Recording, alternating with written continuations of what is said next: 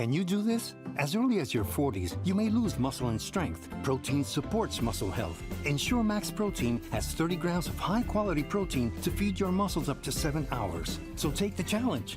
Ensure. Chief Justice Bryan Sykes says alternative accommodation is being explored. This after the workers took industrial action last week over the poor working conditions. During his visit to the court on Thursday, Justice Sykes argued that conditions at the facility is unacceptable. Needs to be rebuilt or refurbished. Either way, we are at the point where the operations cannot continue here for much longer. We think we have found an appropriate place, and by appropriate, it is by no means the best place for a court, or the design is not really for that of a court, but it is certainly significantly better than where we are now. Counselor for the Hughenden Division, Andrew Harris, says murders have dropped significantly with the area now largely murder-free. Speaking at a six-a-side football competition in Pembroke Hall recently, Mr. Harris credited strong community involvement for the improvement. With the overall trajectory of crime going down, and we have gotten our share of that, where we have had almost, with the exception for that murder that I was telling you about, for the better part of 2 years, a crime-free, especially murder-free, Hughenden Division. No crime? No. Well, that's a little to none. We still have challenges with people stealing cars, but in terms of murders and break-ins, we've had a drastic reduction. And I'm not the police, but I'm just telling you from the councillor's desk. The reports that I would have gotten, it has reduced drastically. Mr. Harris gave Prime Minister Dr. Andrew Holness a rating of 8 out of 10 for crime reduction efforts island-wide. He said coordinated policing strategies and local initiatives have played a key role in restoring safety. The council emphasized that continued partnership between residents and law enforcement is essential to sustaining the gains. With Superintendent Manderson, he's always receptive, and you know, whenever we call and say, boy, we want to have a little meeting here to iron out certain things, he's always receptive and always ready. So that kind of helps us in keeping the crime situation under control. In terms of when you want to appeal to the residents to continue to work with the police? Yeah, man, and I'm not short of saying that. I'm always appealing to the residents of the Hughenden Division to tell what you know, and I say to them oftentimes, privately and publicly, if you are afraid, say to me. That's my job. I will say to the relevant person. So, with growing calls to support local farmers and strengthen food security, the use of locally grown produce is being encouraged now more than ever. It's a message being reinforced at the Cedar Grove Academy in Portmore, St. Catherine, where the institution recently hosted a Home Economics Day. The initiative aims to encourage students to make greater use of local foods at a time when many farmers are still working to get back on their feet. President of the Home Economics Association, Jermaine Johnson, says incorporating local products is key to preserving Jamaica's food culture and supporting local industries.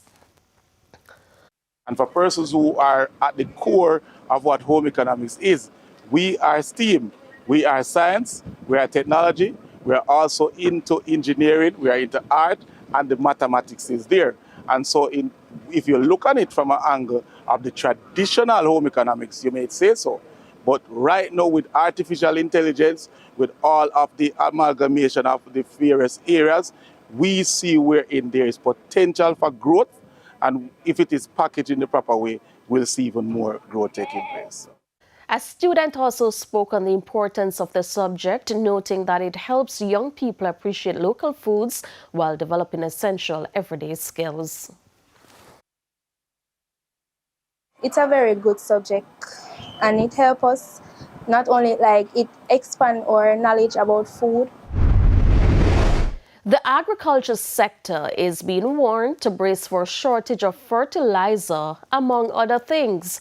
CEO of the Rural Agricultural Authority, RADA, Garnet Edmondson, says the authority has been preparing for such eventualities.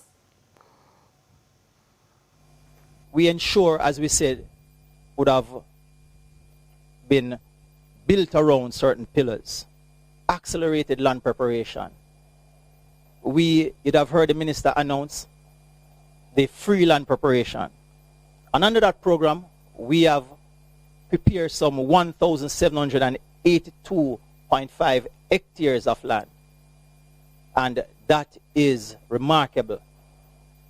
He says RADA has targeted distribution to include chemicals, fertilizers, as well as vegetable crops. More than 35,000 farmers have also been reached under the authority's extension services, RADA Connect. I want to reassure our farmers that under the guidance of our minister and the team from the Ministry of Agriculture, led by our PS, Mr. Derman Spence, we have started to take steps to ensure that we can feed Jamaica and Jamaica will continue to eat. Residents of Montpellier housing scheme in Manchester are once again on edge after heavy rainfall raised fears of flooding in the community. Residents watched as water from Spurtree Hill gushed through the area following Thursday afternoon's downpour. The community was also left without electricity at the time. Residents are concerned that any further rainfall will cause a repeat of the property damage they experienced in the past week. And we are feared for our homes and livestock. I am appealing to the government to see how best they can help us to channel this heavy volume of water that is coming down on us in the Montpellier community. Please, we're asking for your help. It's time for a break. Stay with us. More stories when we return.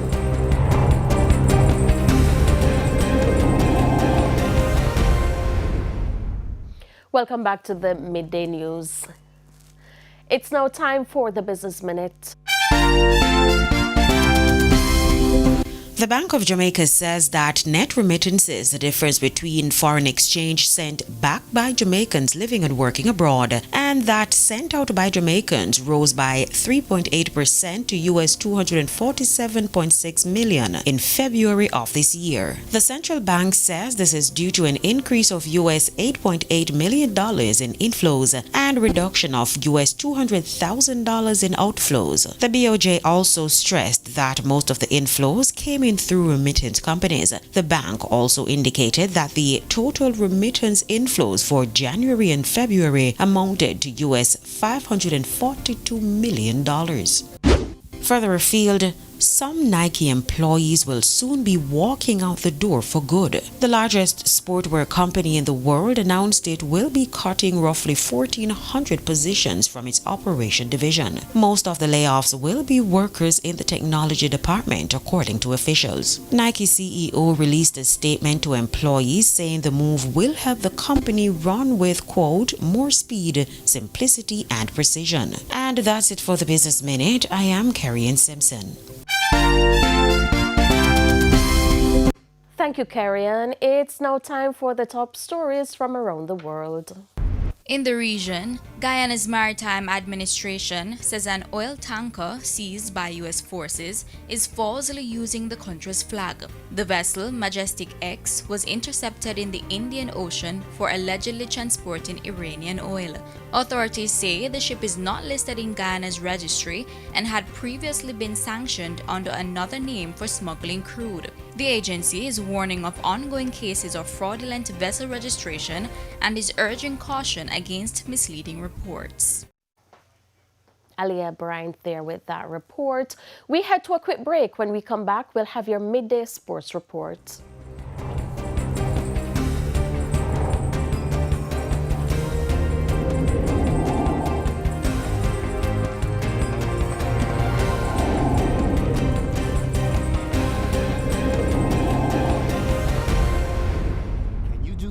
As early as as your 40s, you may lose muscle and strength. Protein supports muscle health. Ensure Max Protein has 30 grams of high-quality protein to feed your muscles up to 7 hours. So take the challenge. Ensure.